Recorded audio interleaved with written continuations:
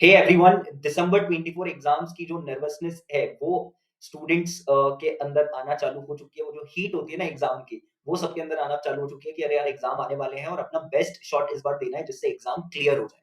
लेकिन आपको पता है कि सबसे ज्यादा क्या इंपॉर्टेंट है एग्जाम क्लियर करने के लिए? सबसे ज्यादा इंपॉर्टेंट है कि आप किस तरीके से अपने एग्जाम डेज जो है उनको मैनेज करोगे।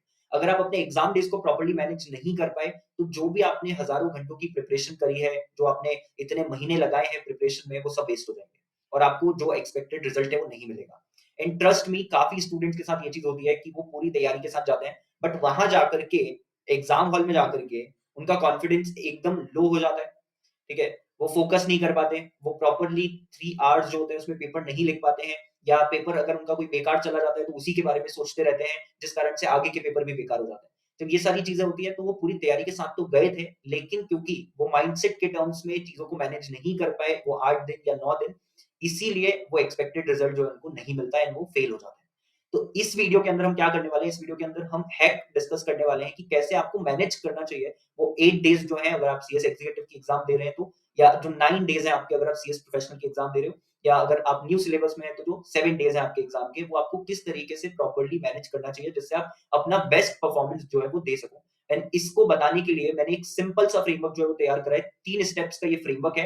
तो सबसे पहली स्टेप जो है इसकी वो ये है कि आपको अपने दिमाग को ना क्लीन करना है। दिमाग को क्लीन करने से मतलब है कि आपको न्यूट्रल माइंडसेट में रहना है। न्यूट्रल माइंडसेट का मतलब ये हुआ कि आपको क्या-क्या चीजें नहीं करनी। सबसे पहले तो आपको जो भी पेपर आने वाला है, ठीक है, उसको अज्यूम नहीं करना है, आपको उसको प्रिडिक्ट नहीं करना है। ठीक है, ये सबसे पहली चीज है इसके अंदर कि आप पेपर अज्यूम मत करो, आप प्रिडिक्ट मत करो। दूसरा, अगर कोई एग्जाम आप दे करके आते हो तो आपको उस एग्जाम के बारे में बार बार सोचने की जरूरत नहीं है। जितने भी एग्जाम आप लिखोगे उन एग्जाम डेज में, आपको मेक श्योर करना है कि आप हर एक एग्जाम को इंडिपेंडेंटली ट्रीट करो, सेपरेट ट्रीट करो, है ना। मिक्स मत करो कि अरे यार मेरा तो पहला पेपर अच्छा नहीं गया, अब मेरे बाकी के भी अच्छे नहीं जाएंगे, या पहले में तो मेरे से ये चीज हो गई थी, दूसरे में भी ऐसा हो सकता है कि हो जाएगी। ठीक है, ये चीजें आपको करने की जरूरत नहीं है। एंड लास्टली, जो भी चीज खराब हो गई है आपसे, ठीक है, पेपर के अंदर जो भी चीज खराब हो गई है आपसे, उसके बारे में आपको रिपीटेडली बार बार सोचने की जरूरत नहीं है। अब ये चीज करना क्यों जरूरी है? ठीक है, ये इसलिए जरूरी है बिकॉज अगर जो आप सोच करके गए थे, जैसे आपने पेपर को अज्यूम करा या प्रेडिक्ट करा और पेपर वहां पर वैसा नहीं आया, तो उससे क्या होता है? आपके माइंडसेट पे असर पड़ता है, आपके कॉन्फिडेंस पे असर पड़ता है, जो काफी लोग इग्नोर कर देते हैं। उनको लगता है अरे नहीं यार, ये चीज तो नॉर्मल है, इससे क्या ही हो जाएगा। ठीक है, लेकिन इन सब चीजों का असर आपके माइंडसेट और कॉन्फिडेंस के ऊपर आता है। तो ये अगर आप करते हो, जब एक्सपेक्टेशन जो है आपकी पेपर को लेकर के, अपनी परफॉर्मेंस को लेकर के, वो रियलिटी से मैच नहीं करती, तो हमेशा क्या होगा? कंफ्लिक्टिंग थॉट्स आएंगे दिमाग में। और जब आपके दिमाग में कंफ्लिक्टिंग थॉट्स आएंगे तो आप फोकस नहीं कर पाओगे। ठीक है, डिसीजन मेकिंग आप नहीं कर पाओगे। आपका जो एक विजन होता है, ठीक है, वो पूरी तरीके से ब्लर हो जाएगा। और अगर ये चीज आपके साथ हुई तो सेम आगे जो भी आप एग्जाम दोगे उसमें नर्वस होना, एंजाइटी होना, ठीक है, लो फील करना, ये सारी चीजें फिर कॉमन हो जाती है। तो सबसे पहली स्टेप जो इस फ्रेमवर्क की, ठीक है, वो ये है कि आपको न्यूट्रल माइंडसेट में आ जाना है ड्यूरिंग दी एग्जाम डेज। दूसरा जो स्टेप है इस फ्रेमवर्क के अंदर वो ये है कि आपको अपने दिमाग को बचा करके रखना है अननेसेसरी चीजों से। जैसे कि जब आप एग्जाम हॉल में एंटर करने वाले होते हो, उसके पहले जब आप एग्जाम सेंटर पर पहुंचते हो, तो वो जो एक ग्रुप बन जाता है ना स्टूडेंट्स का, और जिसमें वो सब डिस्कशन होता रहता है कि यार आपने कितना सिलेबस करा है, कितना नहीं करा, क्या पॉइंट छोड़े, कौन से टॉपिक छोड़ दिए, कौन से चैप्टर छोड़ दिए, कौन सी अमेंडमेंट करनी है, कौन सी नहीं करनी है। ठीक है, वो सब जो भी डिस्कशन हो रहा है with respect to the upcoming paper, the paper that you are about to give, ठीक है, आप इग्नोर करो। Don't become part of such groups. ठीक है, उन ग्रुप्स का बिल्कुल हिस्सा मत बनो। चाहे आप अलग से कॉर्नर में जाकर के खड़े हो जाओ, बैठ जाओ, ठीक है, अलग चले जाओ, वो चलेगा। ठीक है, या गाड़ी में ही बैठे रहो, वो सारी चीजें चलेगी, बट आपको ग्रुप का पार्ट बनने की जरूरत नहीं है। क्योंकि अगर आपको पता है कि ये सारी चीजें, छोटी छोटी चीजें जो है वो आपको अफेक्ट करती है, ठीक है, आपके बैक ऑफ द माइंड में रह जाती है, तो इन सब चीजों को आपको कंप्लीटली अवॉइड करना चाहिए। उस टाइम पे आपको ये सोचने की जरूरत नहीं है कि यार जो मेरे फ्रेंड्स हैं वो क्या सोचेंगे, कहीं उनको ऐसा तो नहीं लगेगा कि मेरे अंदर एटीट्यूड आ गया है, या उनको ये तो नहीं लगेगा कि अरे हाँ इसने तो बहुत पढ़ाई कर ली है तो अभी इतरा रही है या इतरा रहा है। ठीक है, वो सब फालतू की बात है। ठीक है, आपका उस टाइम पर ना एक ही पर्पस है, और वो ये है कि एग्जाम हॉल में जाना है, 3 घंटे अपना बेस्ट परफॉर्मेंस जो है वो दे करके आना है उस पेपर के अंदर।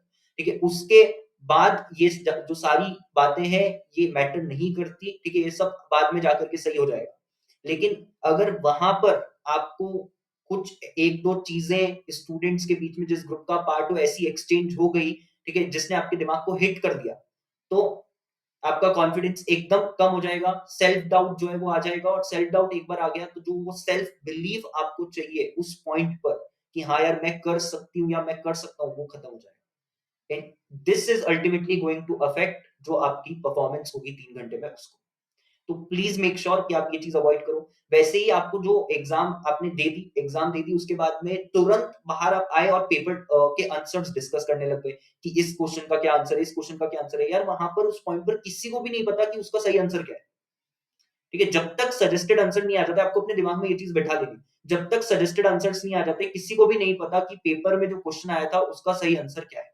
ठीक है, तो जो भी ये डिस्कशंस है पेपर देने के पहले और पेपर देने के बाद में, वो आप कंप्लीटली अवॉइड करोगे।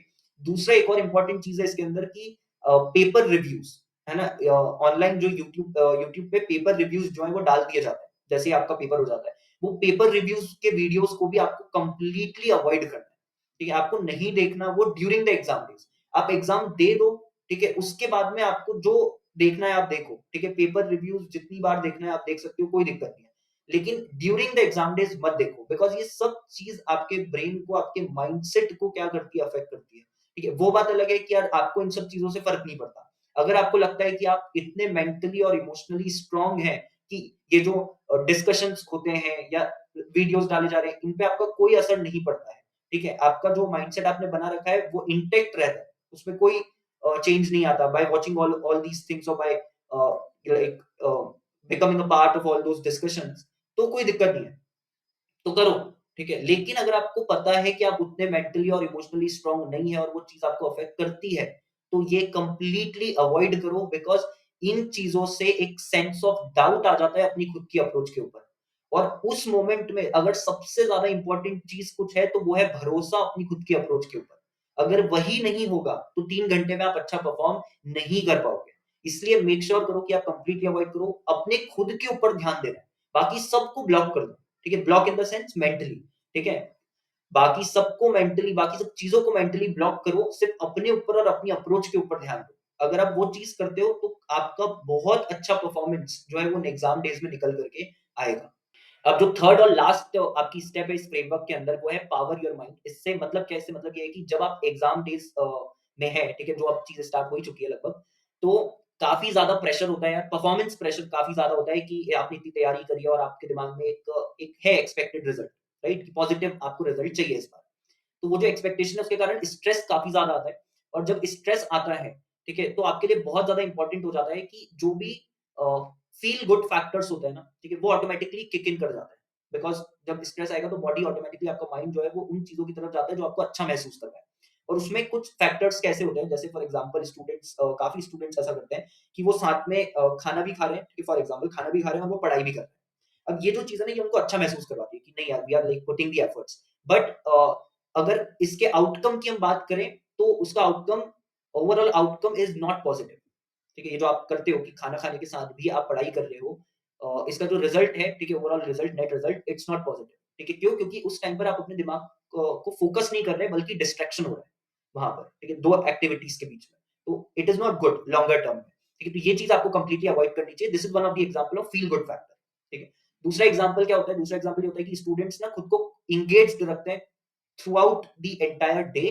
जो बीच-बीच में तैयारी के दिन मिलते हैं एग्जाम डेज़ के दौरान, रिवाइज़ जहाँ पर आप करते हो सब्जेक्ट को, आप खुद को पूरी तरीके से एंगेज रखते हो, आप बिल्कुल भी ब्रेक नहीं लेते। ठीक है? क्यों नहीं लेते? बिकॉज़ आपके अगेन वही चीज़ की स्ट्रेस है, अच्छा परफॉर्म करना है, तो करते जाते हैं कंटीन्यूअसली कुछ ना कुछ, जिससे कुछ भी चीज़ छूट ना जाए। ठीक है? तो वहाँ पर स्टूडेंट्स बहुत ज़्यादा क्वांटिटी की तरफ इंक्लाइंड हो जाते हैं।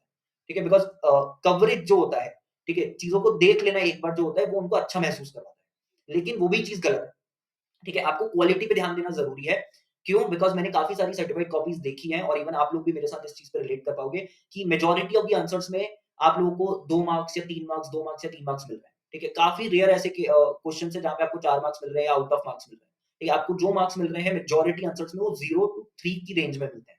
ठीक है? तो वो जो एक चीज़ होती है ना 0 टू 3 के बीच में, वो इसलिए होती है क्योंकि मेजॉरिटी ऑफ द आंसर्स की आपकी जो क्वालिटी है, वो वैसी नहीं है जैसी कि एक्सपेक्टेड है एग्ज़ामिनर को।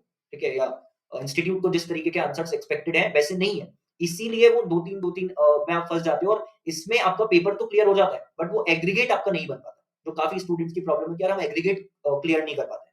ठीक है? तो ये क्यों होता है? बिकॉज़ आपका फ़ोकस वहाँ पर किस चीज़ पे आ जाता है कि यार क्वांटिटी बस क्योंकि करते जाना है, ठीक है? Again second feel good factor, वो आप कंप्लीटली अवॉइड करो, ठीक है? आपको बीच-बीच में प्रॉपर ब्रेक लेते रहना चाहिए और आपको फ़ोकस इस चीज़ पे करना चाहिए कि यार हम कैसे क्वालिटी का काम जो है वो कर सकें, ठीक है? 100% सिलेबस अगर रिवाइज़ नहीं भी हो पाता है एग्ज़ाम डेज़ के दौरान तो चलेगा, कोई दिक्कत नहीं है, ठीक है? बट 70% कैसे अच्छा करके जाएँ, 70-75% कैसे अच्छा करके जाएँ, जिससे कि जितने भी क्वेश्चन्स उसमें से आएँगे ना, उसमें हम क्वालिटी आंसर्स जो है वो लिख सकें। ठीक है? बिकॉज़ क्वालिटी मैटर करती है। जो आप वहाँ लिखोगे उसी के बेसिस पे मार्किंग होगी आपकी। तो इट्स वेरी इंपोर्टेंट। उसके बाद में जो नेक्स्ट एक चीज़ है इसके अंदर वो ये है कि स्टूडेंट जो है वो प्रॉपर स्लीप नहीं लेते हैं। ठीक है? उनका जो स्लीप शेड्यूल होता है वो काफ़ी ज़्यादा इधर-उधर हो जाता है एग्ज़ाम डेज़ के दौरान and I am also the culprit of this. ठीक है?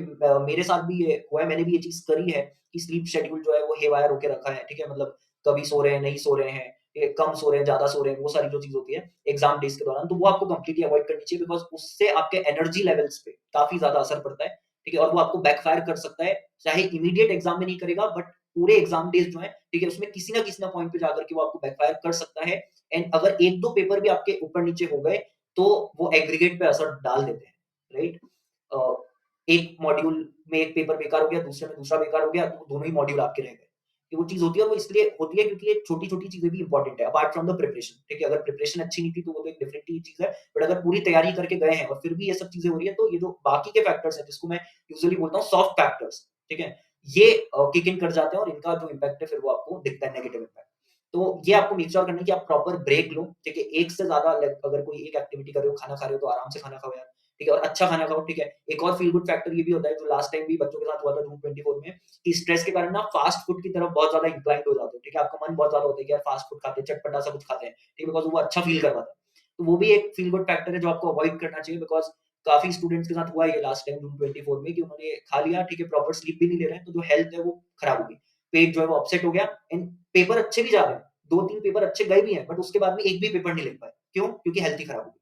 तो ये सब चीज़ें आपको जो है कंप्लीटली अवॉइड करनी है। प्रॉपर ब्रेक लो, हेल्दी जो भी फूड है वो खाओ, ठीक है? फूड आपका जो है प्रॉपर हो प्लस आप टाइम पे खा लो, वो सबसे अच्छी चीज़ होगी। एंड स्लीप शेड्यूल आपका प्रॉपर्ली मेंटेन करके रखो जिससे आपके एनर्जी लेवल्स जो है वो बने रहें। अगर आपके एनर्जी लेवल्स प्रॉपर होंगे तो आप क्वालिटी का रिविज़न कर पाओगे एंड क्वालिटी मैटर करती है, ठीक है? सो ये पूरे 3 स्टेप्स थी यहाँ जो आपको ध्यान में रखना है। क्लीन योर माइंड यानी न्यूट्रल स्टेट में रहना, अपने दिमाग को बचा करके रखो, ठीक है? जो भी फालतू के डिस्कशंस हैं उनसे एंड लास्टली अपने दिमाग को पावर करना, ठीक है? किस तरीके से ब्रेक लेकर के प्रॉपर ईटिंग हैबिट्स और स्लीप शेड्यूल फॉलो करके। आई होप कि ये आपको फ्रेमवर्क जो है वो मदद करे एग्ज़ाम डेज़ को प्रॉपर्ली मैनेज करने में and I wish you all the best for the exams.